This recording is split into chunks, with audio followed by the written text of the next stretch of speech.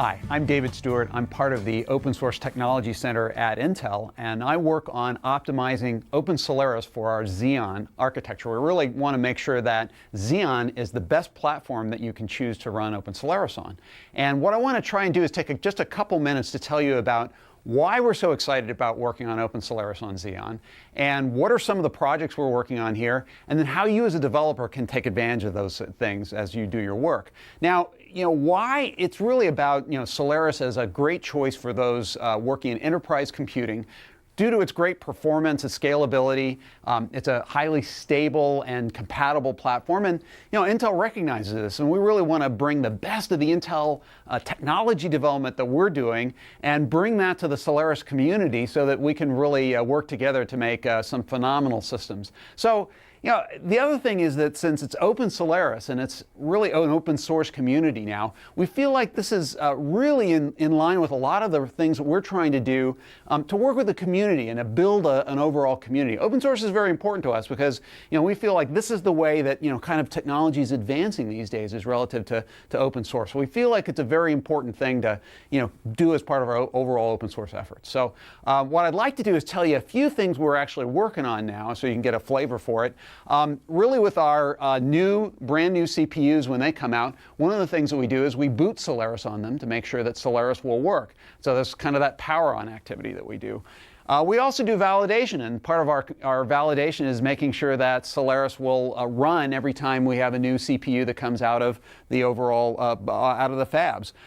We're also doing a lot of work with our CPU architects who are designing and dreaming the next generation of CPUs. So one of the things we're doing with them is sharing with them how Solaris works so that the new processor architectures will make best use of Solaris. We also have this philosophy of new instructions, and this is where new CPUs, we look at what are the ways in which programmers, developers use the processor, and a lot of times we'll take those common usages and make them into new instructions. Well, what we're doing with that is we're actually optimizing the core primitive routines of the operating system with those new instructions. And this really allows you to make sure that as you just do your normal programming job, you can actually get great acceleration and great performance.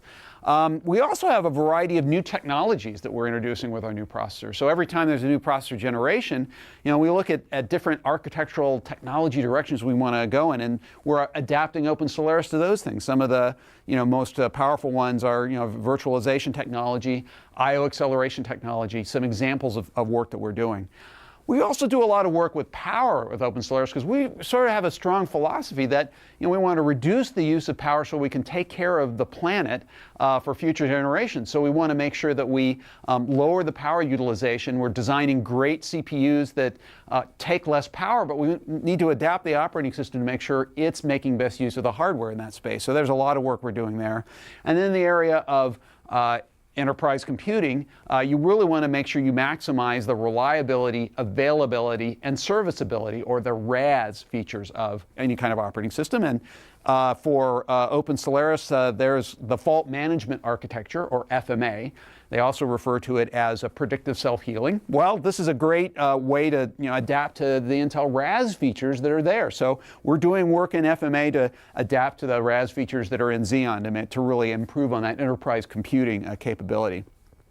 And finally, in the area of drivers, we have a lot of work going on there because, frankly, you don't want to take your server along with you on an airplane to develop code, right? You're going to develop on a laptop, so you want to make sure you have great laptop graphics, make sure you have wireless, and so we're doing a lot of work with the device drivers as well. So, kind of, how do you take advantage of this as a developer? Well, I'd encourage you to go to, the OpenSolaris.org site, join and get involved with some of these particular projects. We've got the Intel Platform project where we're doing a lot of our, new architecture work. The Tesla project is a great community project to improve power utilization in the operating system. The FMA project, of course, for RAS capabilities.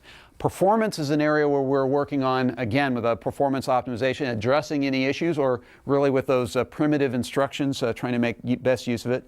There are various driver projects you can get involved in, and then there's a laptop community as well. Again, we really hope that you'll take advantage of this area and as a community, work together with us so that we can together make OpenSolaris on Xeon a great platform for the enterprise computing area.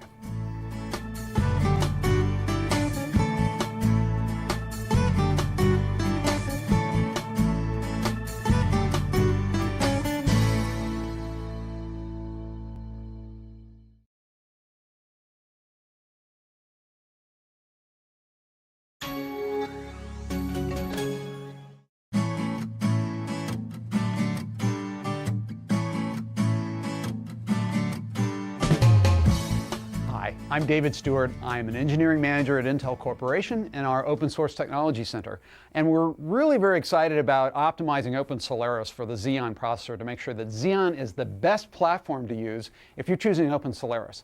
Now, one of the big projects we're working on is in the area of power utilization, because if you look at the overall use of power worldwide, there's more and more power being consumed as people's compute needs increase. And so what we've taken as a very strong priority is to teach our processors how to use less power but still give great performance when you need it.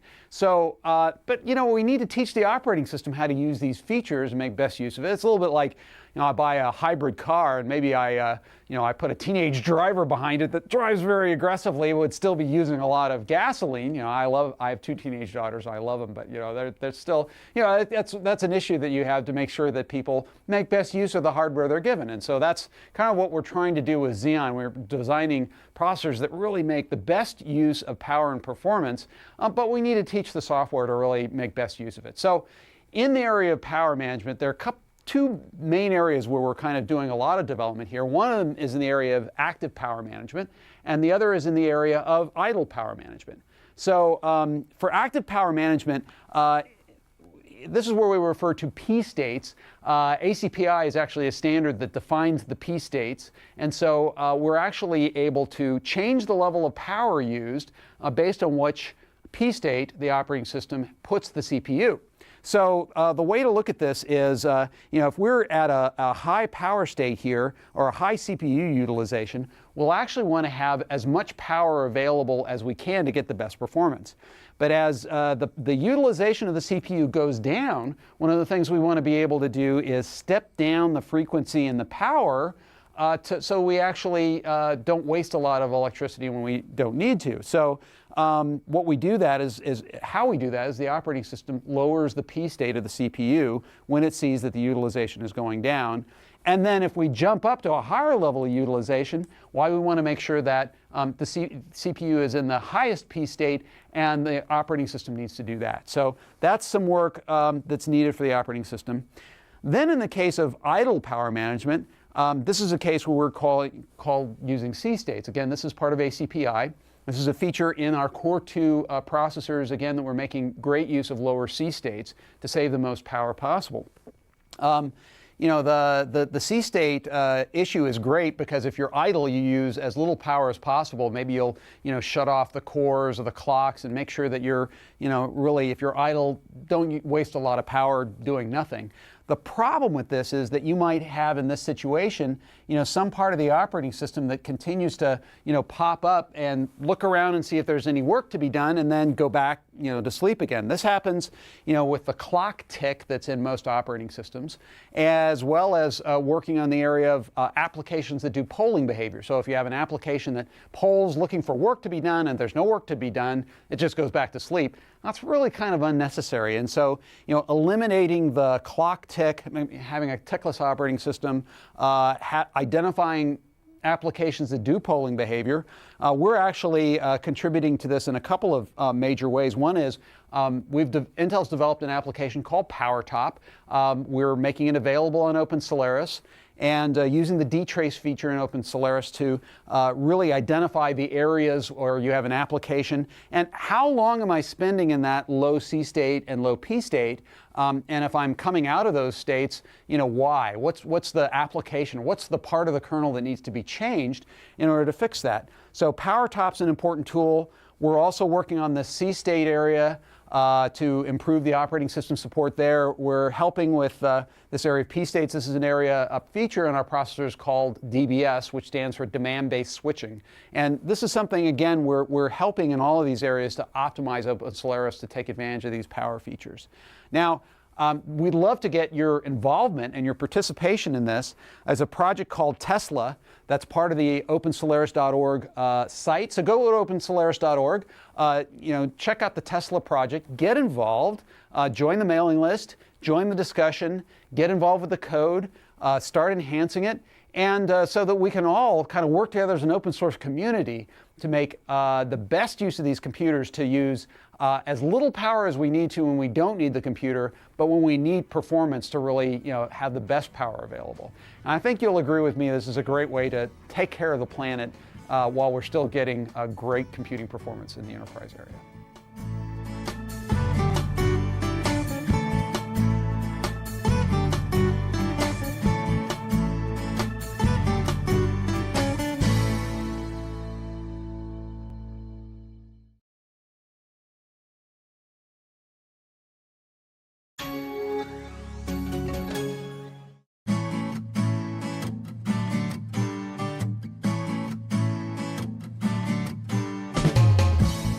Hi, I'm David Stewart. I'm an engineering manager at Intel working in our Open Source Technology Center, working on optimizing OpenSolaris to make it the best for Intel processors and to make the Intel processors like the Core 2 and Xeon families to be best for working with OpenSolaris. And one of the things that's very near and dear to our heart is the area of performance. And in fact, our processor architects, when they're designing new processors, will look at a bunch of different code that's running and look at common code sequences and then take those sequences and create new instructions for the processor which speed those things up. At this is great, although if I'm a developer, I'll have to think about, well, how do I use those new instructions? Do I have to, I at least have to recompile my application or re-architect it? I know what it's like being a developer. You're constantly under the gun to develop new features, and re-architecting my application and analyze for performance changes can take a lot of work. Wouldn't it be nice if I could just get some automatic performance improvement without even having to recompile, with just running on the new processor or running on the new version of the operating system? Well, that's exactly what we're trying to do, and to help you out as a developer to make use of these new instructions without even having to recompile.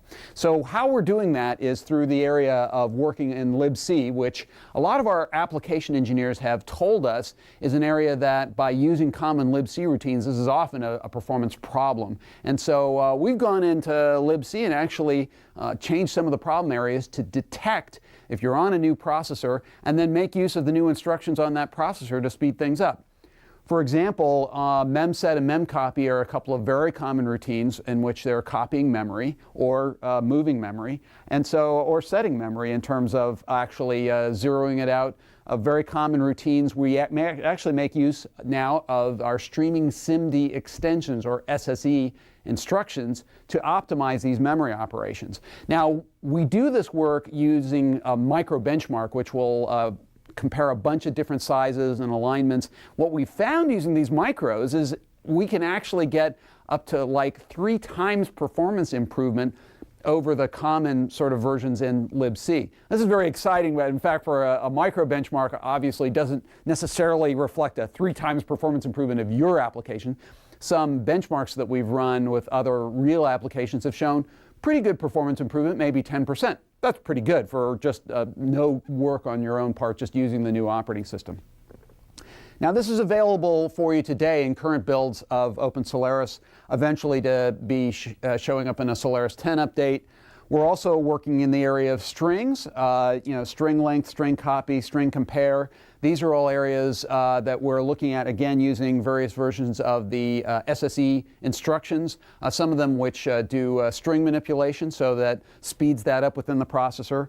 We're also looking at the kernel. Obviously, if you're not a C or C++ developer, if you're coding in Java or Ruby or some web stack applications, you won't even necessarily have very good access to these instructions. And so we're even speeding up some common kernel routines like B0, B copy, K0, and K copy to use new instructions, and seeing what kind of speed up we can get there. Now, very early results are that, again, micro benchmarks, just focusing on these routines, is we're finding even up to a 10 times performance improvement, which is pretty remarkable. Again, we don't expect all applications to start automatically running 10 times faster, but we do expect to see some improvement. And so this is an area that's very exciting for us to try and just make the kernel automatically run faster if it's on a newer Intel processor. Now, obviously, we can't do all of this ourselves. We really would like your help. We'd like your involvement. We need you to go to OpenSolaris.org, join the community. There are two particular areas where you can participate. One is just make use of OpenSolaris and try it out with your applications, see what the difference makes with using these new versions. There's an Intel platform project which you can get involved with, and also a performance community which has a number of projects you can be involved with. So we'd like you to really get involved with us in the open source community to improve this. Because it's open source, of course, you can actually download the source code yourself of memset memcopy, see what we're doing with new instructions. There's a lot of work that goes into this, and so we'd love to get your feedback of maybe how we can improve it, and how your applications are impacted, we hope for the better. And we'd like to participate with you and help the OpenSolaris community work together to make Intel the best platform to run OpenSolaris and Solaris on.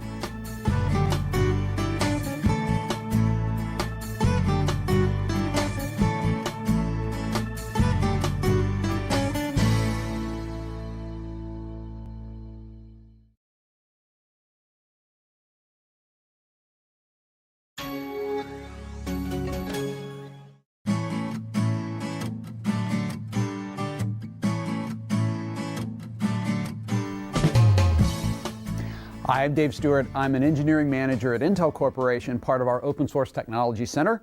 We're working on optimizing OpenSolaris to make Xeon the best platform for the data center in using OpenSolaris and Solaris. And one of the areas that data centers really have to spend a lot of time and effort on is when, when things go badly in terms of when hardware fails. I mean, we don't like to think about that. The reality is a lot of the cost that goes into the data center is chasing down problems that happen in a component someplace. Now, I understand what this is about. My last job, part of what we were doing had a lab that had about 20 different servers in it and had literally 1,000 disk drives. Now, I got to tell you, the amount of effort that and cost and people time that we had to put in to just chasing down when a component failed and trying to even find it and then to replace it and all the rest of that took up a considerable amount of actual people resource, engineer time to do that. So I really understand what this is about,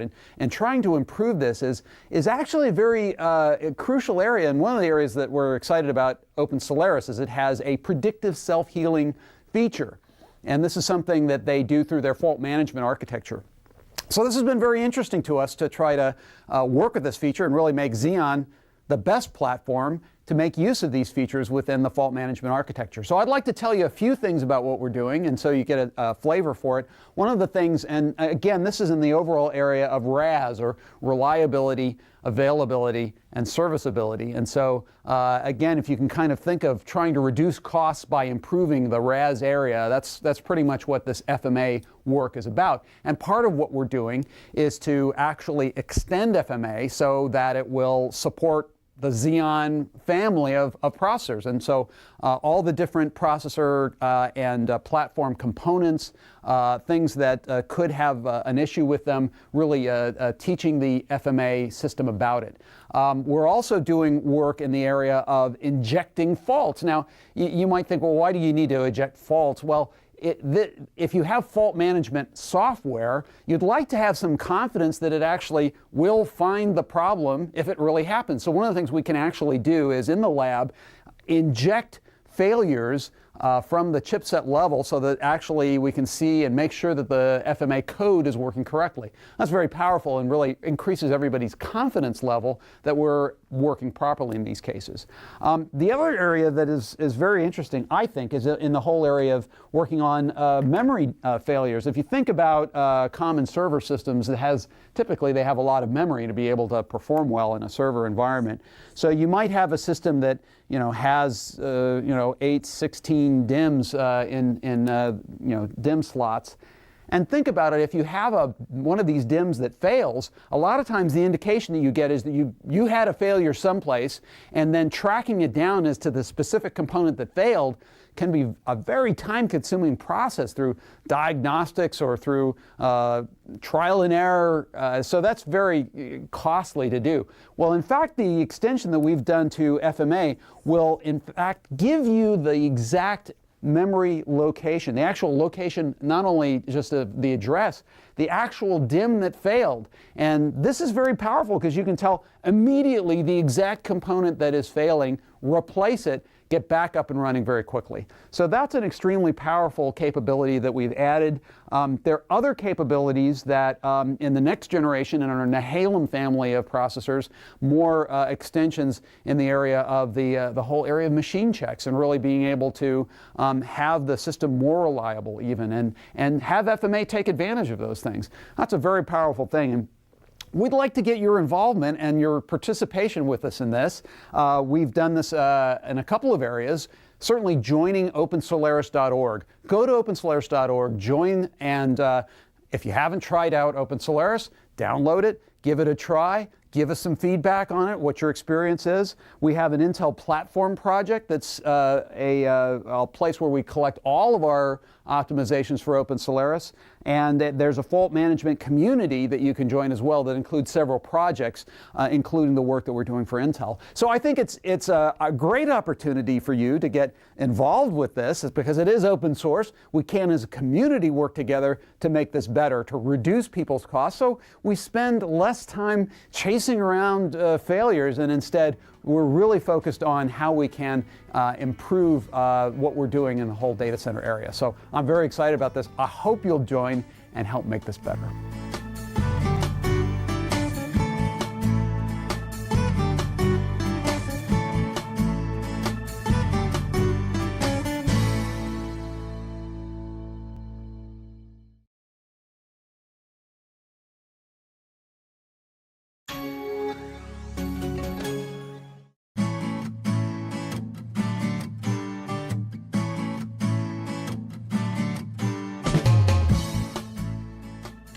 Hi, I'm David Stewart. I'm an engineering manager at Intel Corporation. To work as part of the Open Source Technology Center, we're working to make Solaris and OpenSolaris really work best on the Intel Xeon processor. We want to make sure that Xeon is the best platform to use for you if you choose Solaris or OpenSolaris. And one of the big areas that we're working on is in the area of virtualization, because we've looked at data centers, and the trend is for a lot of servers in the data center to not be very greatly utilized. And so there's in fact, average utilization for a lot of servers is only maybe about 20%.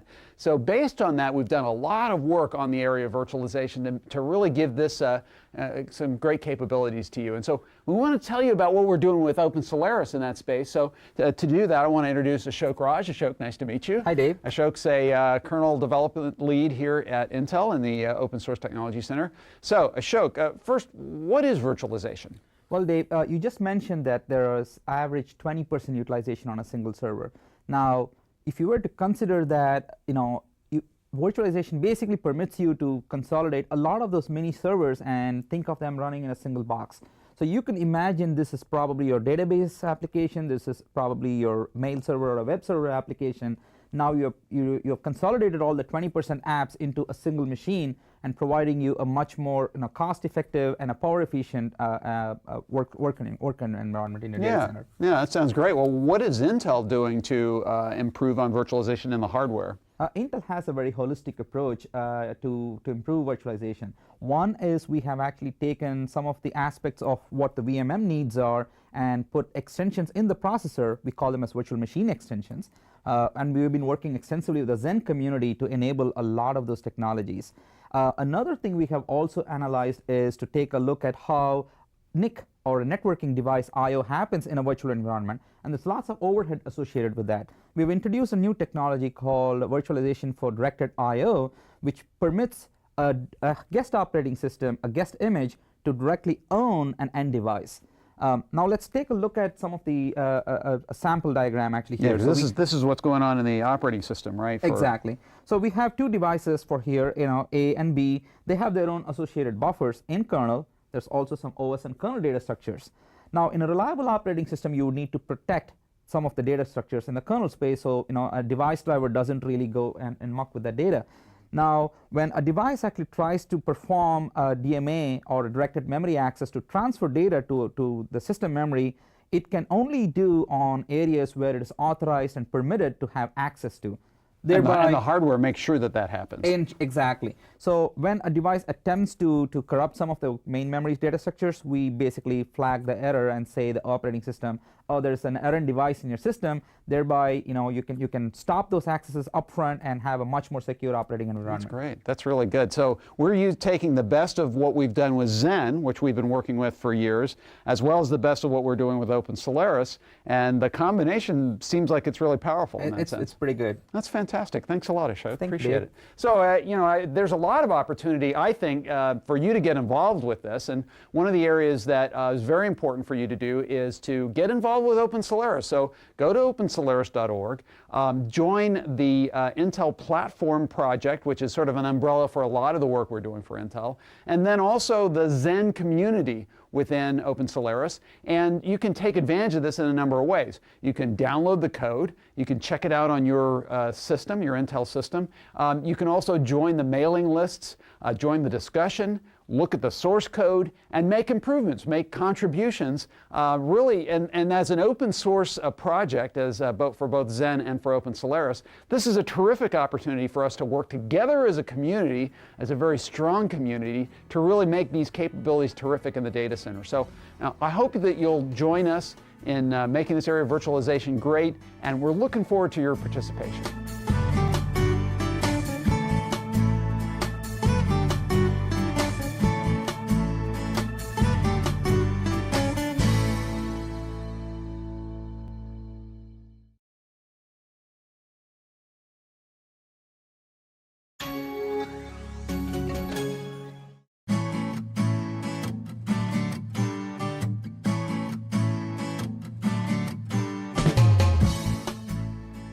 Hi, I'm David Stewart. I'm an engineering manager at Intel Corporation. I'm part of our Open Source Technology Center, and what we're really trying to do is make sure the Intel Xeon processor is the best one for running OpenSolaris and the Solaris operating system.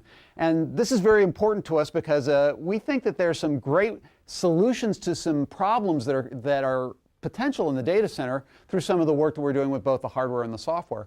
And one of the big ones is really in the area of networking, because think about it, networking is getting faster and faster.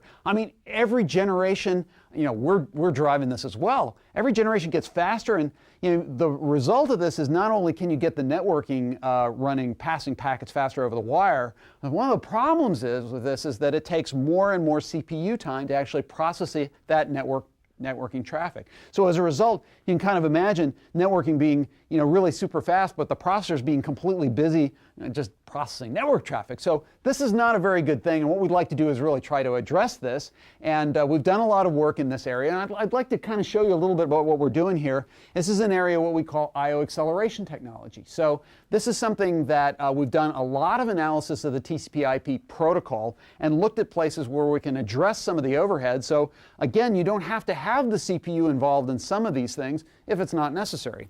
Let me give you an example of this. Here, if you have an Intel NIC, or Network Interface Controller, one of the things that we've noticed is that, again, there's a lot of data movement that's required, moving buffers around.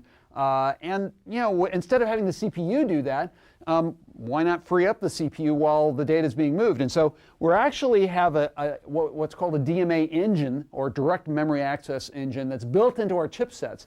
So we're actually able to do what we call chipset DMA. And so it's a little bit different than your typical device DMA, because we're actually able to, using this DMA engine, do the data movement between the protocol and for example, an application, and not have to involve the CPU at all. And so the CPU can be doing other things that you want the processor to do, like encryption or decryption, or doing transactions, or whatever it is that you might want to do and use that networking traffic for.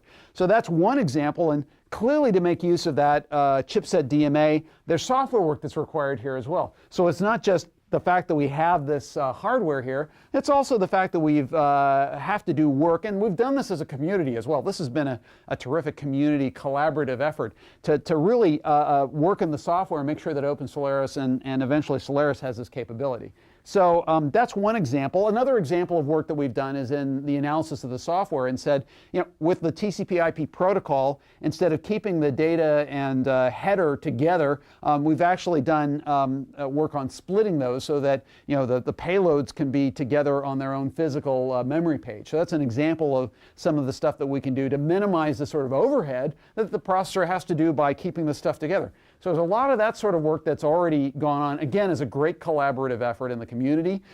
There's more developments going on where I/O acceleration technology is really a collection or an umbrella of different technologies, and we're continuing to add more and more of these. And so you'll see some other great advances. And again, the idea, if you implement all of this with an Intel CPU and chipset, Intel NIC, and then the OpenSolaris software that supports this, what you'll find is you'll have maybe the same data throughput on the system. You'll actually see much lower CPU utilization for the networking part itself. So you'll have, again, more CPU available for more work. So this is very exciting stuff. Again, this is very much a collaborative effort.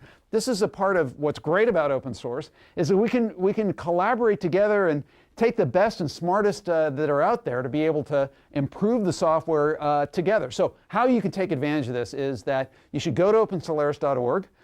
Check out a couple of things. One is the latest community editions should have the support, so you can check it out.